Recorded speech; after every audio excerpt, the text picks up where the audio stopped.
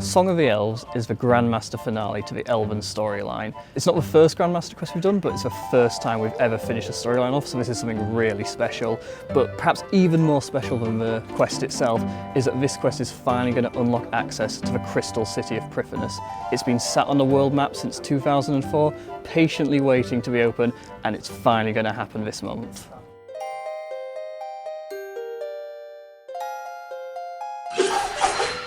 The Elven storyline was first added to the RuneScape universe all the way back in 2002 with the quest Plague City. A couple of years after that, in 2004, was when the first hints of Prifddinas were added, when it appeared on the world map. Between then and now, no one's been able to access it, and that's finally going to change. ModEd first pitched this update to the team in summer 2018, and instantly we were all sold on it. We loved the idea, and so we started development on it. But before that, there'd been sort of plenty of design going into it. We sort of started prototyping things and just took it from there, really. It's something that the community's talked about a lot. Would we actually get our own version of Prifddinas? And now it's finally coming to Old School, which is a great thing for us. I'm not going to spoil too much about the quest. I want to let people experience it for themselves, but unsurprisingly, in a Grandmaster finale to the Elf storyline, this is going to finally solve all the issues that have been coming up in the previous quest. That plague in Ardoin, we're finally going to see an end to that. Whatever Lord Ioth has been up to in that temple deep beneath the mountains, it should be really exciting for people because this is the first time we've done anything like this in Old School, and it allows us to do something really different with the storytelling that I think people are really going to love. When players first enter the city, the first thing that will grab their eye will be the Tower of Voices. It's this huge crystal structure that's just so beautiful, and the whole city is really. It's a breathtaking sight, unlike anything you'll have seen before in Old School. The Elf City has 8 distinct areas, one for each of the Elf clans. Each clan has a clan tower, and each one of those clan towers has an upper level, which then branches into the Tower of Voices. So you'll be able to navigate around the city and actually observe the city from an upper level and kind of really experience the environment on a broad scale. We looked at RuneScape and actually spoke to the concept artist, Mod Neil, who created the original concept work for that. And we decided to draw a lot from that, just so it kind of felt canon and in keeping with the rest of the RuneScape universe. Each of the clans in Prifddinas has a speciality, and those specialities are reflected the greatest in the clan leaders.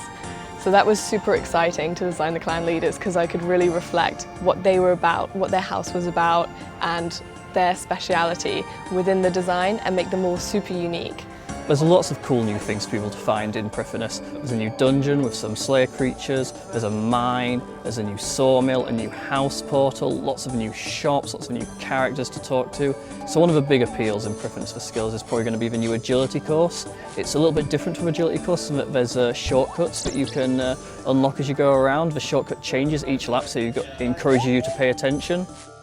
With Prifddinas, because of how big it is, because of how people have been waiting for it for so long, it was really important to us that we got it right. So we've been trying to involve players every step of the way. We've done the usual, putting out blogs, getting feedback on them, but we've also been doing internal player visits where we've been bringing people into the studio to try out the new content and get their feedback and make changes based on what they recommend.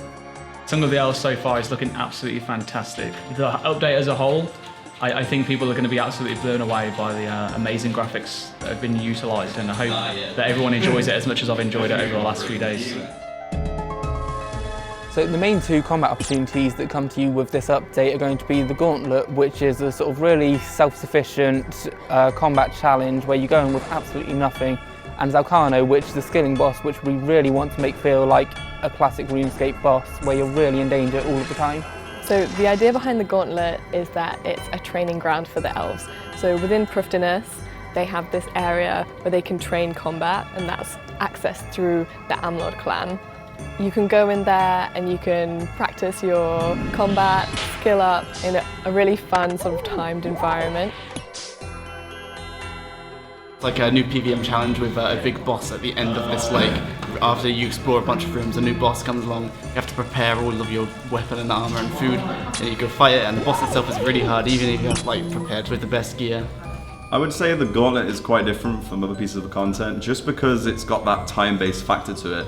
Like obviously, you want to do stuff as fast as possible, because then you're getting more runs done per hour. But with this, I feel like you're rewarded a lot more because you're aware of the times that are going on, and when you get into the boss room a lot faster and complete it overall, you're getting more runs per hour and probably more profits per hour as well.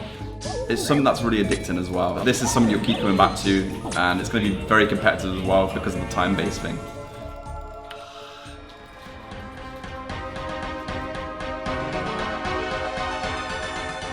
Zalcarno is this super cool new skilling boss that you can access once you're within Prif. She's a mining boss, and so introducing this new fun way for players to interactively improve their mining skill. Zalcarno has a really interesting story. She was actually cursed by Zamorak to turn into stone after her brother betrayed him. Zamorak cursed her to turn to stone and only promised to lift the curse if she managed to return her brother to him in order to punish him, but she failed and is still stone.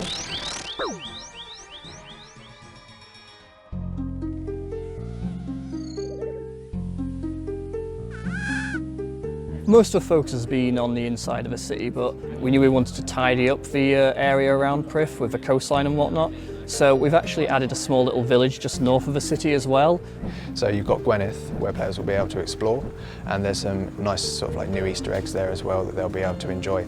To the back of Prif, to the west, we've also created a new dock area that they'll be able to exit the back of the city to travel out to various places in the world as well.